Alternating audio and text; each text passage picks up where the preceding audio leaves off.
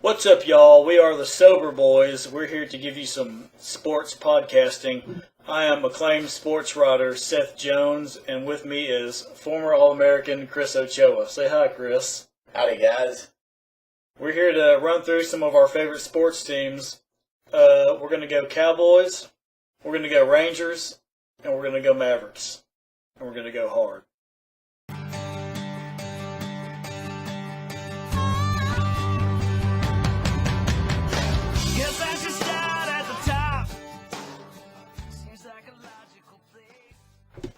Alright, let's go hard in the paint right now about the Dallas Cowboys offense. Hard in the paint. Let's go hard. You know about going hard in the paint, don't you? Man. You're a former All-American. I know. You're a former All-American.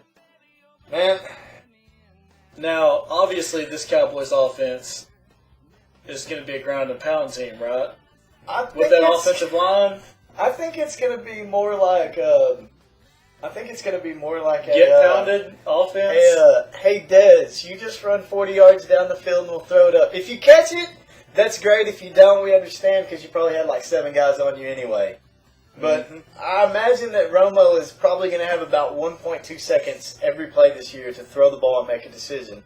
And so, in the back of his mind, just throw it deep and long to Dez is going to be that one viable option. You know, as soon as as that first read breaks down, it's just like, okay, panic throw, 40 yards to Dez. And that's the problem, isn't it? That's Dez Bryant, granted, he is undoubtedly a top 10 receiver in the league. He looks like a science experiment. He does. And what did you say about his goatee earlier? His goatee looks like like a magnet with like shards of metal. like those Etch-a-Sketch. Yeah, like an Etch-a-Sketch. Like that. Remember that guy, the Etch-a-Sketch face, where you could bring the magnets up? You could make a Dez beard with that. That's what his goatee looks like. Yeah. It's it almost doesn't. It looks kind of out of place on his face, is what it looks like to me. Yeah. Like maybe Dez isn't ready for a goatee yet. But no matter how magnetic his goatee I just hope his ball is magnetic to his hands, like that hair. It looks was like to his it face. is. Yeah. Dez is really good, but the problem here is, after watching these preseason games and doing a little scientific research, because I did study. I did You are a scientist. I was. I did major in chemistry and physicality. Dez seems like the Cowboys offense. It might be the throw it to Dez offense. That might be all the Cowboys have this year. Like, honestly. I'm not saying that DeMarco Murray's a bad running back. I think he's a great running back. I think he gets hurt a lot.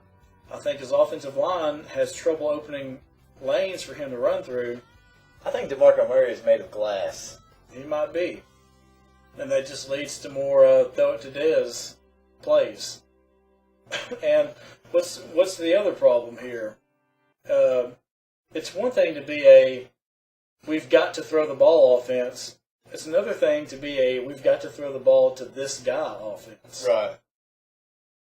I think Miles Austin might be number 2 wide receiver on a college team now with the way he's been playing. I mean, really, can you really be that good if you have one 10-catch, 179-yard, 2-touchdown game a year, and that's basically all you have? No, and I think what happened with Miles is he had like 2, right? Well, I'll tell you what happened with Miles is everybody else got hurt, and he was the only one to throw it to. That's what happened to Miles. That's definitely why he got the chance. Right. But what happened was he had a great comeback route. Yes. I swear in the first 2 games he had 300 yards receiving on comeback routes. But the thing with Miles is after he got that star aura around him, he kind of petered out. He doesn't have the best hands. He screws up a lot of routes. He does. I can't tell you how many times Romo screamed at Dez Bryant for running the wrong route, and Miles Austin does the same thing. Yeah, Miles Austin does. He might be And in fact, route running might be his biggest problem. I'm going to tell you this right now. Miles Austin is the player that would make me scared to death to lock up another player for more than 1 year. I mean, Dez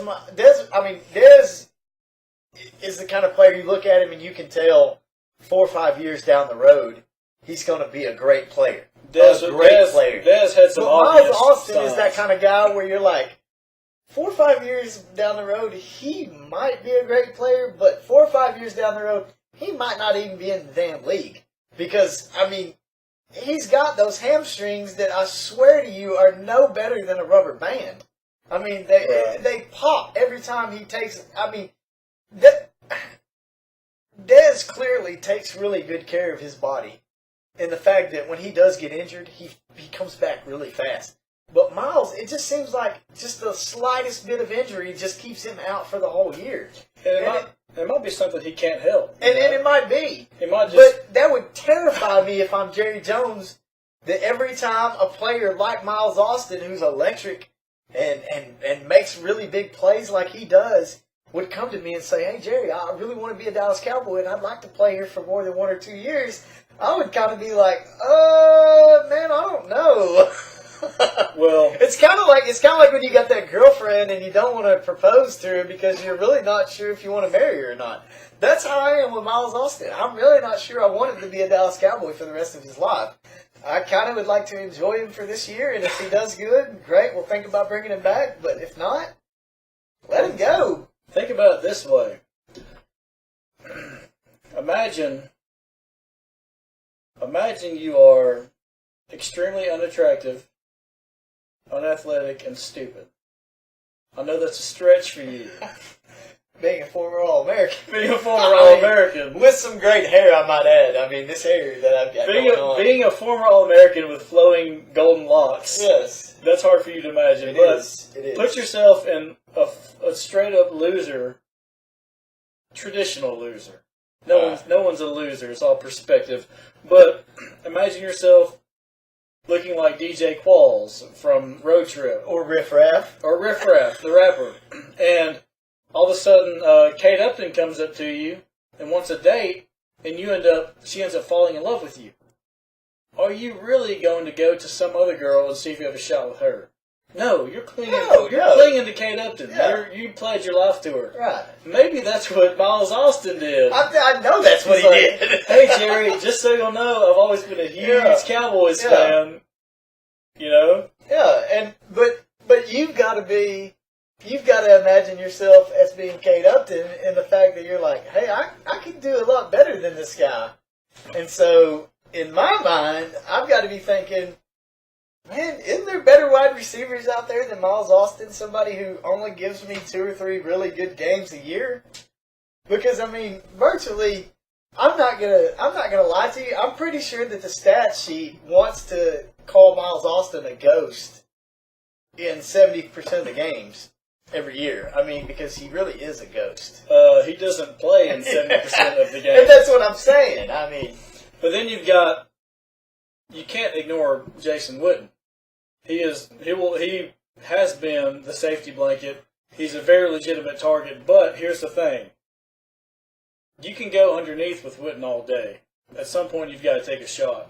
Yeah, you have to stretch the field. That's going to be Des Bryant. And yeah, people can say, what about Terrence Williams? You don't know what he's going to do. Well, that's true. We don't know what Terrence Williams is going to do. That's what we're saying. It might have to be the Des Bryant offense. Well, here's the good thing about it. Not only do we not know what Terrence Williams is going to do, the other team doesn't know what Terrence Williams is going to do, and that kind of helps. He can have a LaRon Robinson situation going on there. I mean, that dude was insane, and then look at him. He got the big contract in Jacksonville. You know what? And now he's virtually off the grid. I think Miles Austin was LaRon Robinson before LaRon Robinson. Yes, he was. He just took the contract. Yes, and I promise you, Miles Austin is thinking, whew, he sure did take the heat off my back, because you know he's thinking, man, people are looking at these long-term contracts that these wide receivers sign, and they're thinking, God, these guys, as soon as they sign this contract, they're trash. And that's basically what Lauren Robinson is becoming. That's what Miles Austin is, in my opinion. He's trash, man. When people say the Dallas Cowboy wide receivers, it makes me laugh because I think to myself, well, outside why did you add an S at the end of wide receivers? What wide receivers do we have? Did y'all mean wide receiver? Just like if they were to say the Dallas Cowboy quarterbacks. I mean, we have Tony Romo, and that's it. Right. I really think that this season is going to lay down on the fact that we do have a really good defense. I really think we have a really good defense. It's a lot better than a lot of people think. I really think it is. I mean, we've got some of the most athletic linebackers in the league. Yeah. That's not a secret. Sean Lee got locked up. The secondary, I mean, once Barry Church is completely healthy again, he's going to be a beast. We know he is because he has been a beast. He got some good cornerback play. And that front line, they might be top 10 in the league. I mean, so the defense is going to be good, but it's our offense that really scares me. And I mean, the fact that we did put up 21 tonight against a Cincinnati Bengals team who has a really good defense, that is kind of comforting, but there was a whole lot of Dez Bryant going on. And what I was fixing to say is there was a whole lot of Dez Bryant. And that's the point we're trying to make. We're not hating on the Cowboys offense, but we are saying we really hope it doesn't become the Dez Bryant offense. We'd like to. Good luck getting balanced, dude. Yes. Good luck getting balanced, Garrett. I think this is going to be like the old Tecmo Bowl where you picked the Los Angeles Raiders and you gave the ball to Bo Jackson. And you win? And you win. Yes, that's going to be with Dez. If you can give the ball to Dez and, hey. I can't wait for Madden to come out. I really want to try throwing it to Dez. I do too. So that's he's like a poor man's Megatron. That's our Dez Bryant offense talk. Let's hope it doesn't come to that. We'll be right back.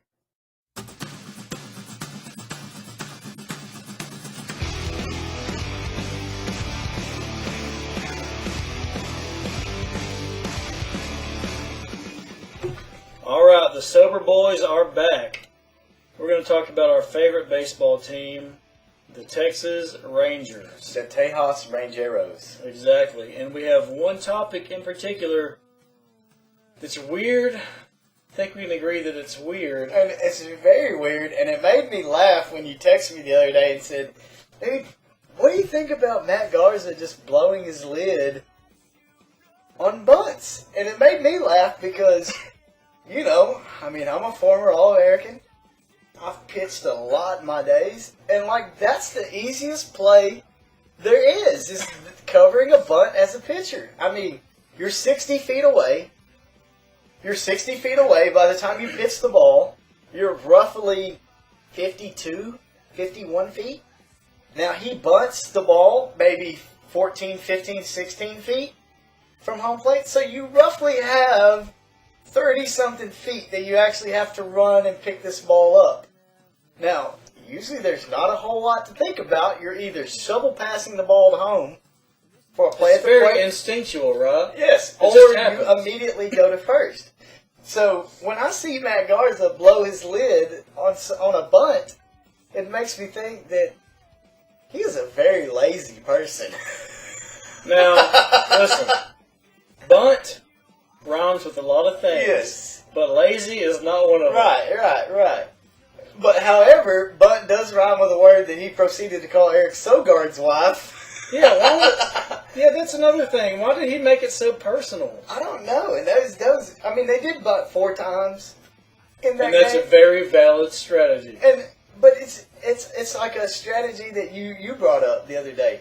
It would be the same as if the Cowboys were playing the Dolphins and the Dolphins kept running the Wildcat and Jason Garrett just grabbed his headset and threw it onto the field and was like, "Screw y'all for running the Wildcat." Yeah.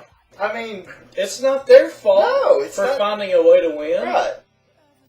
And baseball is different than football. Football, there's 1,000 ways to win. To score. Right. Baseball, you got a couple different. I'm not demeaning the options in baseball, but it is different.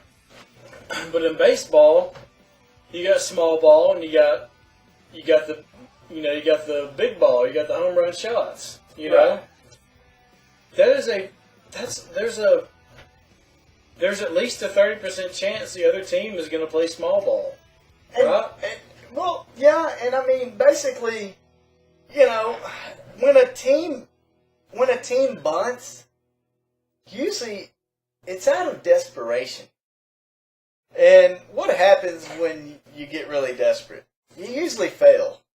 Because you're kind of just throwing it out there, and when you bunt, I mean, 9 times out of 10, a bunt automatically results in an out. I mean, bunting is kind of a lost art in baseball. A lot of the times it's just used to progress the guy. Right, usually you're bunting a runner from first to second or from second to third. Every now and then you'll do what the Rangers do. They'll pull a suicide squeeze that's, in my mind, is the most beautiful play in baseball. It's fun to watch. But usually when you bunt, it's kind of like you're saying, all right, man, I'm giving up on this play. You know, I know this hitter can't really hit. I'm going to give you this out, but I'm going to ask that you give me that run. Let that runner move up. We're okay with this. And when you do that, you're usually behind anyway. So if I'm a pitcher and somebody wants to bunt to get an out just to move a runner up in hopes that they can score a run and move the game up, you know, get the game a little closer, I take that as oh man, these guys are giving up. They can't hit. They can't hit. They know they can't hit me, so now they're trying to play small ball because that's the only way they think they can beat me. Yeah. And that makes me want to just throw that much harder. But listen, put yourself in Garza's position. What if, for some reason, you ran like Forrest Gump with metal casings on your leg and you couldn't field a bunt? Well, that would kind of piss me off a little bit. And I guess that's where he's at. But listen, this is the bigger question. This is the question that keeps us up at night and makes us think, what the hell is going on? Does he run a 7.5 40? No, he doesn't. Why can he not get to the damn ball?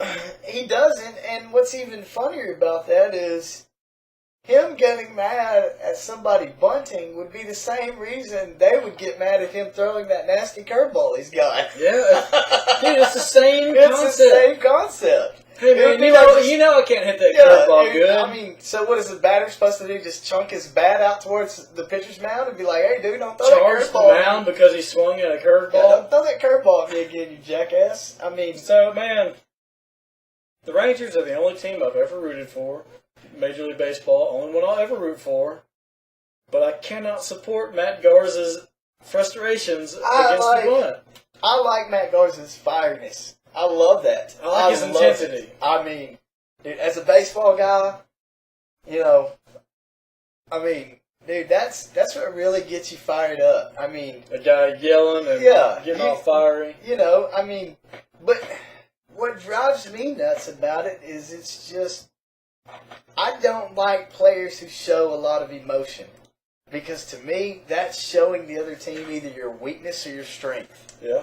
And you want your baseball stars to be reserved. And as a former All-American, I prided myself in the whole Ghostface Killer kind of mentality. I was Ghostface Killer before Ghostface Killer was. I would love to lie to you right now, but that made 0 sense to me. I never liked to show emotion because I didn't want the other team to know whether they upset me or got me pumped up. You want to keep it inside. Yeah, I wanted to keep it inside. You want to fuel you, don't fuel them. Yeah, exactly. And so, you know, I always tried not to show emotion. Now, do I show emotion? I'm a very emotional player. But you don't want to be. But I don't want to be. And so, when I'm playing, I always tell myself, don't show emotion, don't show emotion, don't show emotion. And I will show a little bit of emotion, but it really drives me nuts when my teammates show emotion. Like, I don't want my team to show emotion. I don't want the other team to know that we've given up. I don't want them to know that. Or I don't want the other team to know that we think we've already got them over a barrel. And so final word. Why the hell can't Garza handle the bunt? I think Garza has like that bipolar disorder or something. I mean, it's really weird. I mean, there's no reason why. And I mean, we could very easily say this: Garza is one of the top 15 pitchers in Major League Baseball. I don't think you could argue. I don't think you could argue he's one of the top 15 pitchers. I could name you 15 pitchers right now who are equal to or better than Garza, but I couldn't name you 16. And so that's why I'm saying Garza's top 15. We'll put 15 on the over and under list. But given the fact that there are roughly 40 players on every Major League roster, and 14 of them are pitchers, and there's 30 teams in the league, that's roughly 300 and something pitchers that play Major League Baseball. There's lots of pitching going on. There's a lot of pitching going on. So for you to be one of the top 15, covering a bunt should be... That's a big weakness, dude. That's a big weakness. I'm going to go with he's really slow. That's what I'm going with. I think he's freakishly slow. I think he runs slower than Santa Claus. I think that's the problem. I think it's just... I don't know. I mean, it just seems like he's lazy to me. It just seems like he's really lazy. Well, we're going to keep an eye on... That drives me nuts that he's... That's worse than being naturally slow. Yeah, because that's worse than... Yeah. Because you can control that. We'll keep an eye on the situation. The sober boys are keeping an eye out, and we're going to keep people updated. I just don't want him to go all last Boy Scout on everybody and just, pull a gun out in the middle of a game and start shooting base runners because they bunted on him. They wouldn't bunt again, would they? All right. That's and all he wouldn't have to worry about covering another bunt. That's all I'm saying. All right, we'll be right back.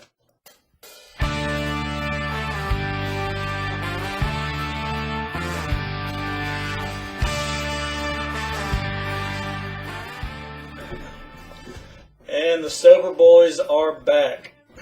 We enjoyed talking about the Cowboys. We enjoyed talking about the Rangers. Now, our favorite basketball team, the Dallas Mavericks. Los Mavs. Los Mavericks. They won a championship. That was one of the greatest days of my life. Is that good enough? Is that good enough? Is it good enough to win it all? No. Is it good enough that we won one championship?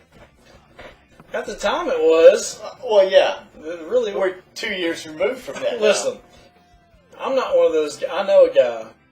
You know him too. He's got a 2-letter first name. He's under the opinion that if his team wins it all, he's good for like 8 years. Right. That ain't me.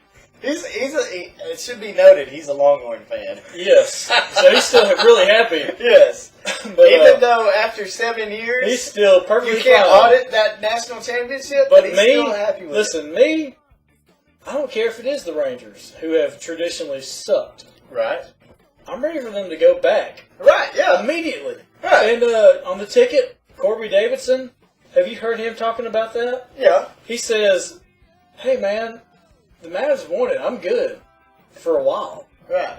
What are you going to do the next 5 years? Right. Just say, we missed the playoffs, but guess who won it? Yeah. No. I mean, really and truthfully, can you tell me that more than 15% of NBA fans remember what year the Mavericks won that championship? I don't remember those what year. Those 15%, I'll tell you who they are. They're Dallas Maverick fans. Yeah. So, I'm not happy with just going 1 year, winning it all, and being done with it. Yes, we went in 06. We were so close. And then we went in 11, and we won it. Okay. But this is 2013. It's 2 years removed. Are we going to win it this year? I might give you one grace year. Right. But after that, dude, there's no more excuses. Right. It's time to play. It's your just hangover's over. Right, your hangover's over. Yeah, exactly. Great point. Your hangover is over. What are you going to do? There's no more Have excuses. the Mavericks done anything? Man. You know what they've done? They've bought great value macaroni. Yes. They've been trying to do it as cheap as possible. Yes. Trying to save up money for that Corvette. Dude, I don't care how much off-brand groceries you buy. It ain't going to add up to you being able to buy a Corvette in a couple years. It's not going to happen. And what's really that's funny, what Keegan's been doing. What's really funny is the guy buying the off-brand macaroni is probably the one guy in the league who can afford whatever kind of macaroni he wants. has typically spent more money on macaroni than anybody else in the league. And what does that mean? I mean, Cuban is. That's why so many. Are you calling Mark Cuban fat? Well, Is that what you're saying? I mean, but the point I'm trying to make is Cuban has wined and dined his players so much that the Mavericks, for so long, were the team everybody wanted to go to because they had all the amenities. They had their own private jet. They had the spread in the locker room. They had the nice hotels that they stayed at and everything, and everybody was taken care of so well from top to bottom. Listen, Chris, I gotta stop you down right now. I know you're a former All-American and all, but do you really think... Even as an All-American, I didn't get that kind of treatment. Right, which is weird. Didn't they weird. want to keep you... Anyway. Do you really think those PlayStation 2s in the locker room made people want to go to the Mavericks? I don't know that. And I can't really say that they didn't. But I can't say that they did either. Right. So, that being said... I see your point, though. I'm being funny. I'm trying to be funny, but I see your point. I have to ask myself, man, can Dirk keep shouldering 40% of the offense every night? That's the question. Like he has been? That's our question right now. And I don't think he has, because I think Dirk Nowitzki has become the Jeff Evans of playground basketball. Now, I have a good friend, Jeff Evans. He's a good friend of yours. Isn't he a former All-American? He's a former All-American from Nacogdoches. But listen, Jeff Evans is like a brother to me. Right. So I feel like I can say this about him. Even though y'all look a lot different. Jeff Evans is the old man in the park. Right. If the old man in the park's shot is falling, the old man in the park can't be stopped. I don't care what Kobe Bryants you have. I don't care what Dwight Howards you have. The old man in the park is going to win. But when the old man in the park's shot ain't falling, it's bad. And it's real bad for a couple of games. Listen, the dude is 7 feet tall, and his signature shot is a freaking fadeaway with his leg sticking out where the defender is. It can't be blocked. Right. It is an unblocked... Dikembe Mutombo would quit if he had to try to block that shot. Exactly. And yeah, that's true. It's either going to fall or it isn't. Now, let me ask you this. Football might be the only sport, and I still think that it is a big sport in the fact that sports has a lot of rhythm. I think rhythm plays a big part in it. Like baseball players. You have those guys that can come off the bench, that one pinch hit at bat, and they can hit the ball, but most of your really good players have to get lots of at-bats before they get into a rhythm. Basketball is the same way. But when you get into a slump, you don't have one-game slumps. It carries over. It's a different kind of rhythm. And so in basketball, you may have 6 or 7 games where you might shoot 25% from the floor. And the Mavericks do not have the personnel to be able to go to withstand a 6-game slide because Dirk had a slump. And I've always liked that saying, he's unconscious right now. And it's not used enough. But that's basically what it is. When you get into a rhythm, you're not thinking. Right. Your mind has told you, oh my God, I can't miss. Or I'm hitting every pitch that's thrown to me. And let me ask you Or this. I'm catching every ball that's in my area code. And I really love that, the fact that people can get into a rhythm and they don't even think, they're just in it. But here's something I haven't told you, and I truly believe, I've believed this since Dirk first joined the Mavericks. He is the type of player that doesn't give a damn what happened in his last shot. No, he doesn't. He resets his brain every time. It's like, I'm going to shoot my shot. That's it. And he might be one of only 5 players in the league. It's rare because most players do. They are rhythm. Right. They just go unconscious. They're like, I can't hit a shot, or I'm hitting every shot. Dirk, it seems like after every shot, he forgets he made that shot. And he goes into that next shot with an open mind and open rhythm. Like he starts a new rhythm every play. It's not shot-to-shot based. That's what I've always loved about Dirk. Dirk got a bad rap for a while about, well, he can't hit the big shot at the end of the game. Well, research, say what you will about research. I'm not a big research guy, but sometimes it makes sense. He's like one of the most clutch shooters in the league. Well, it's funny you say that because now I kind of think that's the only shot he can hit now is the one that's sometimes, yeah. And that bothers me. But listen, he's a clutch shooter. People don't want to hear it, but he is. He is a clutch shooter. And the thing is, let me ask you something. What do you define as clutch? What do you define as clutch? What's a clutch shot to you? Because I promise you, a clutch shot to me is a lot different from other people's clutch shots. A clutch shot to me, if I hear clutch shot, it always has something to do with the score and how much time is left on the clock. Okay, and let me tell you this: being a former All-American, right? To me, a clutch shot, one, is one that kills the other team's momentum. That's a clutch shot to me. Yeah. Because you broke their momentum. Two, it's either it's either a shot that got us within 1 or 2 baskets of the game, right, or it tied us up or put us ahead. How many times has Dirk pulled up with 48 seconds left and made that 3 that got us within 1 basket of the game? Because at that point, that's a clutch shot because now you've taken, with 48 seconds left on the clock, 24-second shot clock, that's a 2-possession game. A lot of the time, you have made it to where now you have given yourself 2 possessions to score 1 basket.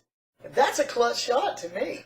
And so Dirk does that all the time. So I really feel like Dirk is one of the most clutch shooters ever to play the game. And I have a lot of memories of Dirk at a visitor stadium where they've reeled off 12 straight, and then Dirk sinks a 3, and they just all shut up. Exactly. And then the Mavericks go on a run. And that's why I say, when you hit a shot that kills the other team momentum, that's just as much clutch to me as hitting that shot that puts you up by 1.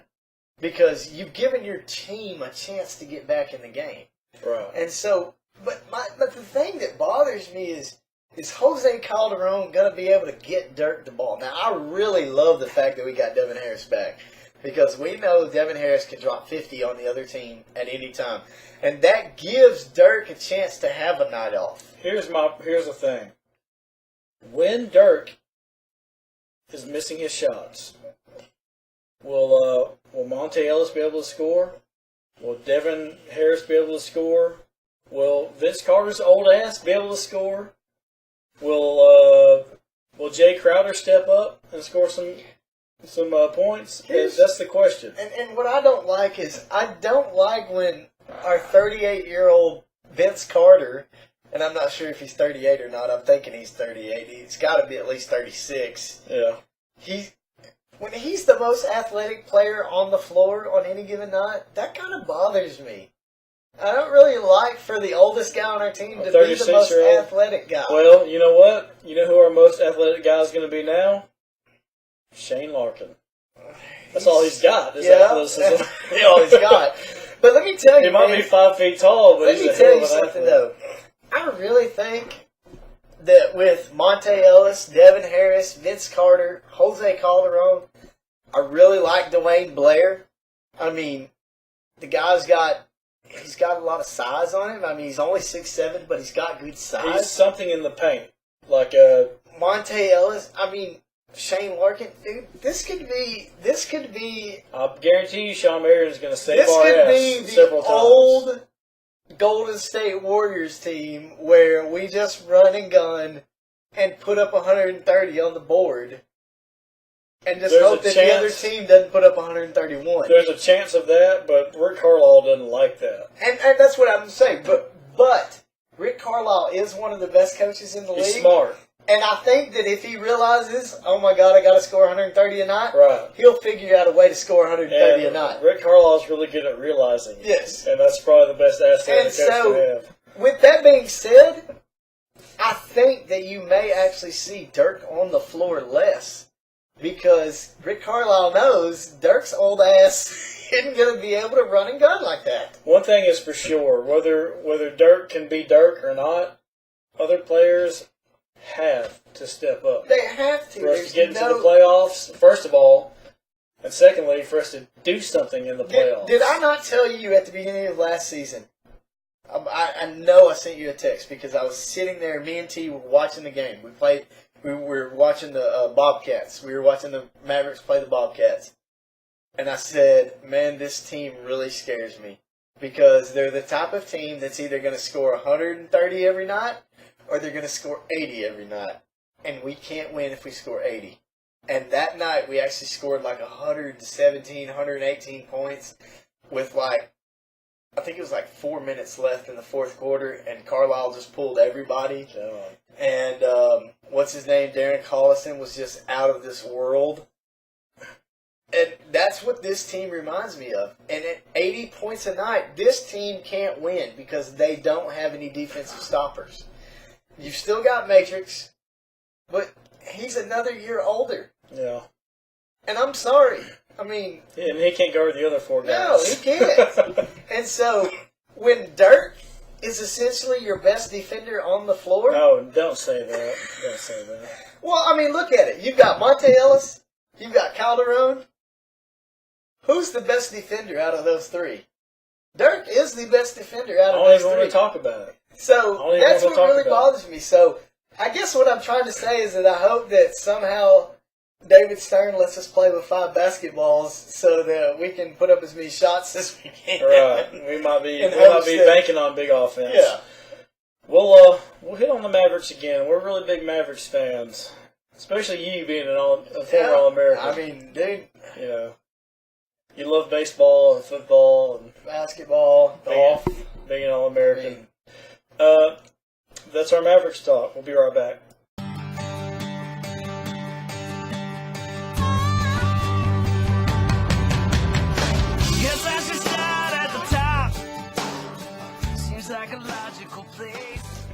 All right, everybody. We appreciate you. The Sober Boys appreciate you listening to our Metroplex Sports Talk. For former All-American Chris Ochoa. Thank you and good night. Noted sports author and writer Seth Jones, and we will see you next time. Thanks for joining us.